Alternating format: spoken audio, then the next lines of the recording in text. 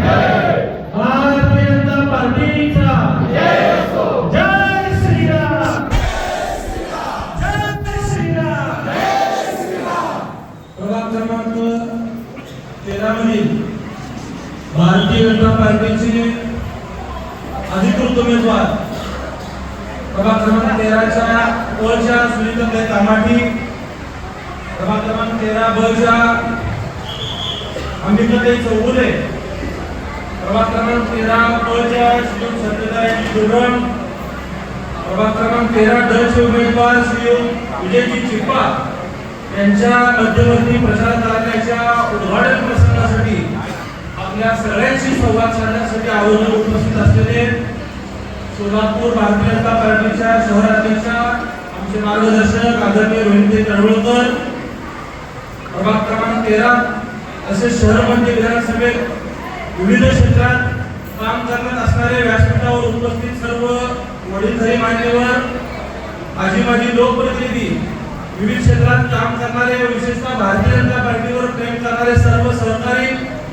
उमेदवारांना आशीर्वाद देण्यासाठी उपस्थित सगळ्या लाडक्या भगिनी व सर्व युवक सहकारी, आज या ठिकाणी या प्रचार कार्याचं मनोगताला सुरुवात करत असताना माझ्या आधी श्री सदानंदजींनी मनोगतात सांगितलं, प्रभाग क्रमांक 13 हे भारतीय जनता पार्टीचा बालेकिल्ला आहे आणि शहर मध्येचा केंद्रबिंदू आहे.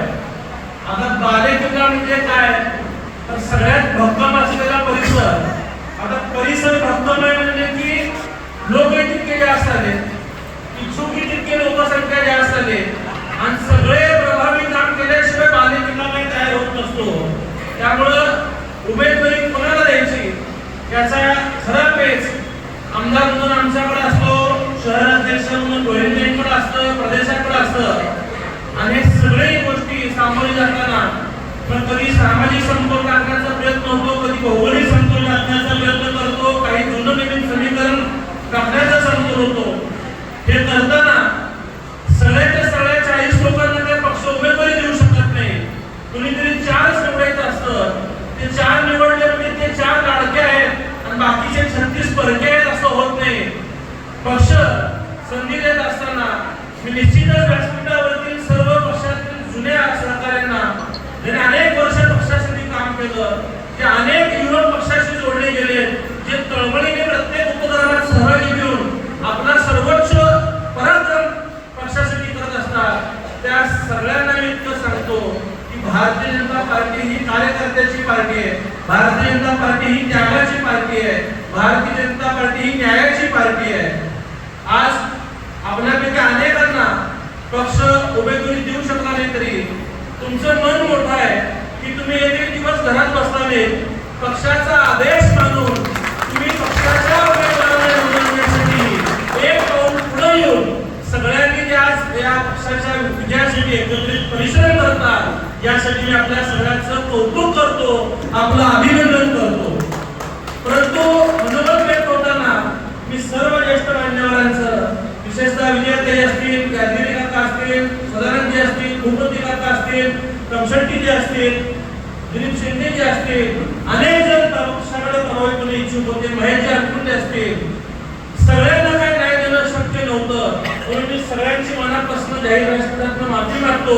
परंतु आपल्याला आश्वासित करतो व्यासपीठावरती पक्षाचं उत्तम उदाहरण आहे की भारतीय जनता पार्टीमध्ये ज्यांनी 1992 पासून सोलापूर महानगरपालिकेची सभागृह गाजवलं, पक्षासाठी खडतर प्रवास करून पक्षाचा आवाज सभागृहात उंचवला, विरोधी पक्षाच्या काळात सभागृहात पक्षाची भूमिका मांडली आणि पक्ष सत्तेच्या काळात येत असताना एक कार्यकर्त्याचे दुर्दैव म्हणावं लागेल की नेमकं त्याच वेळी त्यांना उमेदवारी नाकारली गेली. परंतु ते कधी बंडखोरीच्या भूमिकेत गेले नाही, कधी पक्षाच्या नाराजीच्या भूमिकेत गेले नाही, पक्षाचा आदेश मानून पक्षाशी काम करत राहिले आणि काळाचा महिमा इतका मोठा असतो की त्यांची उमेदवारी 2017 नाकारली गेली. आज 2026 चे एबी फॉर्म याच वेळी त्यांच्या हातात दिले गेलं. हे फक्त आणि फक्त भारतीय जनता पार्टीमध्येच होऊ शकतं. हा विश्वास, हा उत्तम उदाहरण आपल्या समोर असल्या व्यासपीठावरती बसलेले आहे. त्यामुळे मी आपल्या सगळ्या सहकार्यांना सांगतो की आपण पक्षासाठी आणखीन प्रभावीपणे आणखीन जबाबदारी काम करण्याची आपली सगळ्यांची भूमिका राहावी. येणाऱ्या काळात निश्चितच आपल्या कार्याची दखल घेऊन आपल्याला न्याय देण्याचा प्रयत्न भारतीय जनता पार्टी करेल हा विश्वास करतो. उद्याच्या महापालिकेच्या निवडणुकीला मतदानाला जाताना आपल्याला वाटतं की भारतीय जनता पार्टीला मत का द्यायचं, भारतीय जनता पार्टीला मतदान कशासाठी करायचा.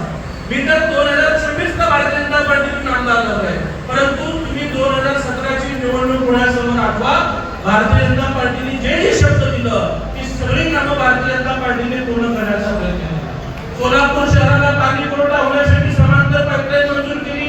समांतर पाईपलाईनचं काम पूर्ण करून सोलापूर शहराला समांतर पाईपलाईनचं पाणी देखील आलेलं आहे.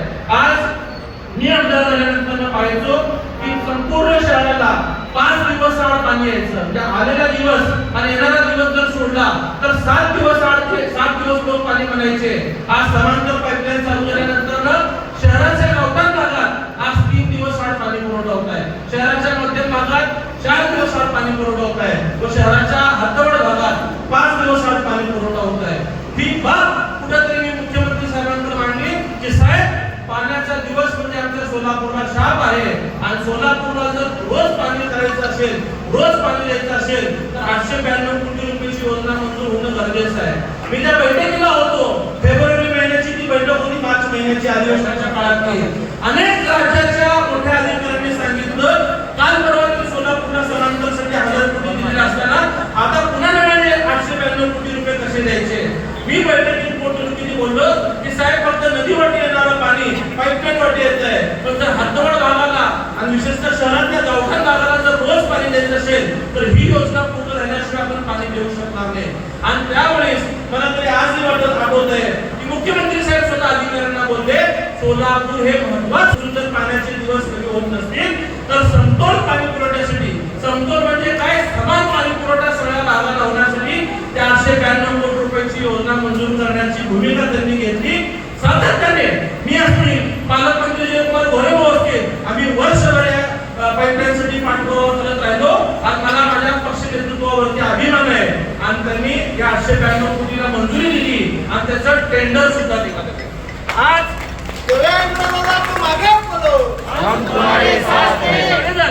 या ठिकाणी प्रचार करण्याला शुभारंभासाठी आला तुम्ही. हॅलो